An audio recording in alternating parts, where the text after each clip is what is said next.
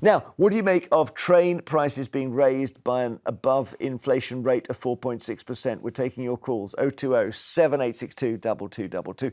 The rise covers all regulated rail fares in England and Wales, which makes up about 40% of all train journeys. Government says the price increase is needed for investment to make the rail services better, but they understand it is frustrating, as they say, for those that use them. The Scottish Government has approved a slightly lower price rise of 3.8%. So why has Labour Westminster, who made pledges to nationalise the railways, to make ticket pricing fairer, agreed to this, Christian? Well, because they very cleverly got through the election promising to nationalise the railways and knowing that people would hear, oh, we're going to make prices cheaper, when actually no such thing is ever going to happen, I'm afraid to say. Nationalisation is a scam. But look, you can't be King Canute about this sort of stuff. We saw what happened in the 70s when you try messing about and preventing price rises and stopping inflation. Just happens. You can't stop the tide. The question we should be asking is, what is this money going on? It's not going on an improvement of services. It's not going on preventing strikes, because strikes are already happening. It's going to fill the pockets of already overpaid train drivers who are protected by the most militant set of unions in Britain today. Driver pay has doubled in the last 20 years.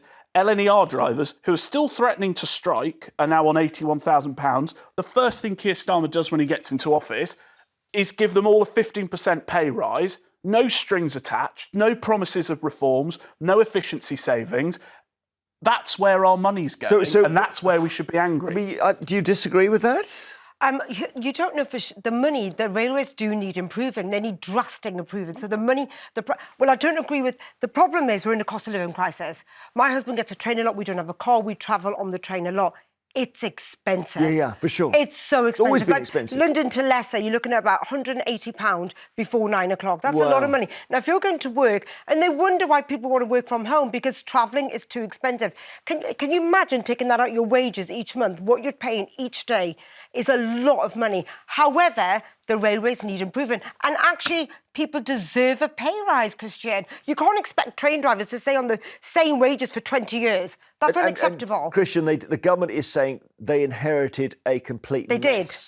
Well, the railways are a complete mess, but I would argue that's because the railways have been one of the least reformed areas in Britain. There was a fantastic Times article about the power of the rail unions. And a few years ago, people who worked in aeroplanes got given iPads. There was this major efficiency thing, so they didn't have to carry around all these reams of paper and instructions. The rail unions, the rail workers, were offered iPads, and they didn't want them. And they said if they wanted to get them, they wanted extra pay to cover the cost of charging them at home. That's just one example. Here's another example. Such a petty example. If you're a railway worker and you're on your lunch break, you're on your 30-minute, 45-minute lunch break, and one of your bosses comes over and says anything to you, your lunch break restarts.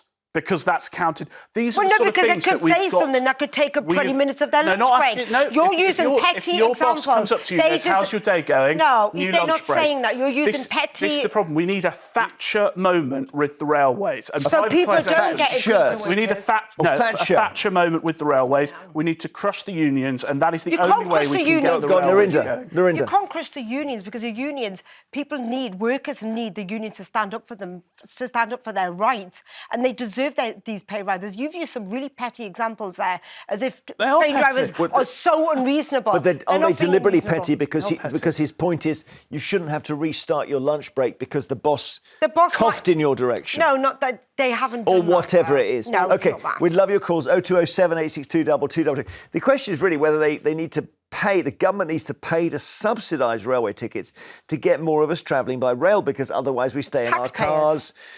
It is taxpayers, and I don't know why our trains are so expensive compared to the rest of the world. And so dirty. Japan, France, Germany. Yeah, and late and everything else. There is a wider problem of underinvestment, and I'm a big fan of public transport, and I'd like to see more investment. I like to see HS2 completed in full, and I think we need planning reform to get that done cheaper. But here's another thing: why can't we have driverless trains? They exist in the rest of the world. They exist in Japan. We would save huge amounts of money if we ditched them. Yeah, so and be people it. lose So be it. jobs. There's no point paying people £80,000 And then for a people job will- that we don't I need. mean, one thing all is Claim all London some of Underground these trains go could more than easily be 100 miles an self-driving. hour. If you were on a train going 100 miles an hour and there was an announcement saying, by the way, we've got no driver, would you panic? I would really panic. I would be I want a worried. driver. I'm sorry, call me we old-fashioned.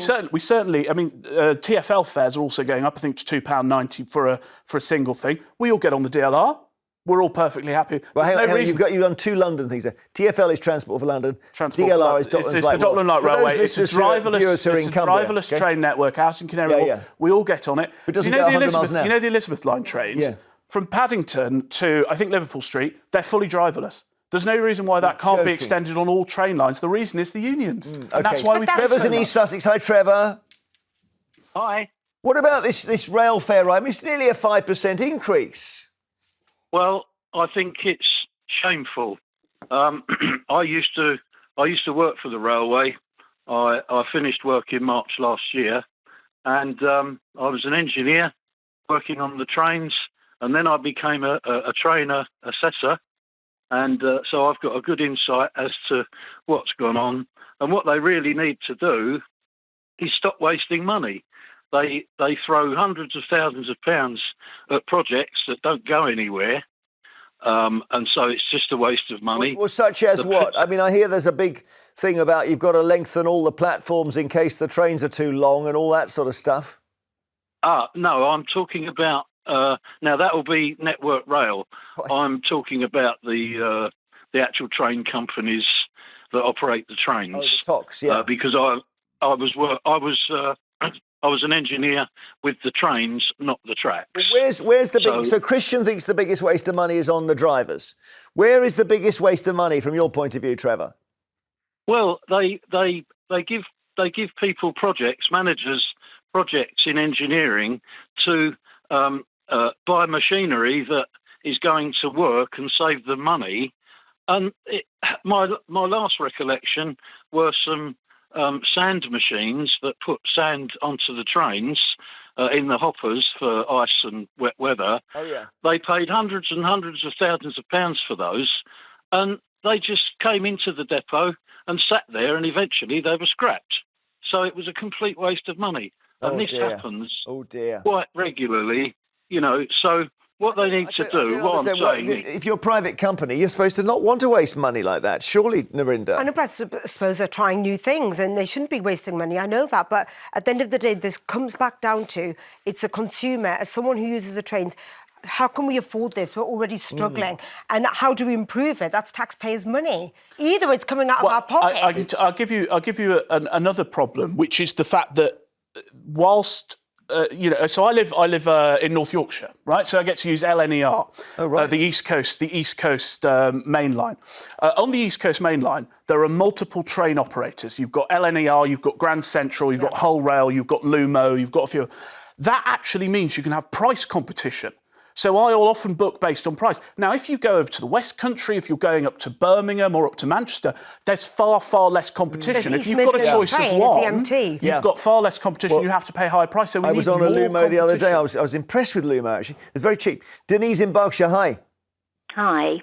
What do you think? Is this a crazy increase, or do we need to pay it? Well, I think it was inevitable. I mean, before Labour Party came into office, the unions, which the train union is a very, very strong supporter of the Labour Party, they financially support the Labour Party. They were going to succumb to the demands. And as soon as you succumb to demands, then the prices are going to rise because the investors, the shareholders, they're not going to want less money. So the prices are going to go up. Yeah. And it's inevitable. And the party must have known that. OK, Denise, thanks so much. After the break, it's the papers and everything else.